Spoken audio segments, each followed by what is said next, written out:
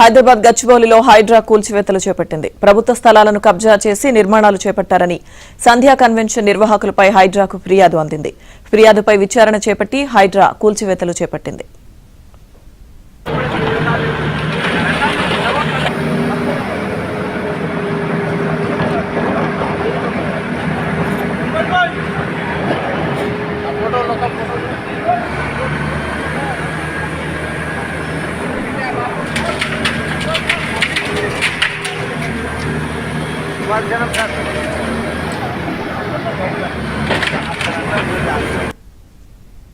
హైదరాబాద్ లో హైడ్రా కూల్చివేతలకు సంబంధించిన పూర్తి సమాచారం మా ప్రతినిధి నుమాన్ అందిస్తారు.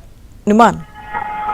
లక్ష్మీదుర్గా ఇటు గచ్చిబౌలిలో హైడ్రా భారీగా కూల్చివేతలు చేపట్టింది. తెల్లవారుజాము నుంచి కూడా హైడ్రా కూల్చివేతలు అయితే కొనసాగుతున్నటువంటి పరిస్థితి. భారీ పోలీసు బందోబస్తు నడుమ ప్రస్తుతము ఏదైతే ఇటు సంధ్యా కన్వెన్షన్ కి సంబంధించినటువంటి అక్రమ నిర్మాణాలు ఏవైతే ఉన్నాయో వాటి మీద పూర్తిగా ఉక్కుపాదం మోపినటువంటి పరిస్థితి. సో ప్రభుత్వ స్థలాలను కబ్జా చేసి నిర్మాణాలు చేపట్టారని సంధ్యా కన్వెన్షన్ నిర్వాహకుల మీద హైడ్రాకు ఫిర్యాదులు అందాయి. సో ఫిర్యాదులు స్వీకరించినటువంటి హైడ్రా విచారణ చేపట్టింది. సో ఈ నేపథ్యంలో అక్కడ పూర్తిగా అది ప్రభుత్వ స్థలము. సో దానికి సంబంధించినటువంటి డాక్యుమెంట్స్ కానివ్వండి, జీపీఎస్ అన్ని ఆధారాలుగా తీసుకొని ప్రస్తుతం అయితే హైడ్రా కూల్చివేతలు చేపడుతున్నటువంటి పరిస్థితి. గతంలో నోటీసులు ఇచ్చారు, దానికి సంబంధించి ఆ నోటీసులు కూడా వివరణ ఇవ్వలేదు, దాని మీద స్పందించలేదు. దాని తర్వాత హైడ్రాకు కొన్ని కూల్చివేతలు కూడా సంధ్యా కన్వెన్షన్ సంబంధించినటువంటి కూల్చివేతలను కూడా గడిచిన 6 నెలల వ్యవధిలో దాదాపు 4 సార్లు కూల్చివేతలు చేసింది. సో కూల్చివేతలు చేస్తున్నా, నోటీసులు ఇస్తున్నా కూడా నిర్వాహకుల మీద ఎలాంటి మార్పు రావడం లేదు. సో ఈ నేపథ్యంలో గత వారం రోజుల క్రితం కూడా మరో నోటీస్ ఇచ్చారు. నోటీస్ ఇచ్చినా కూడా నిర్మాణాలు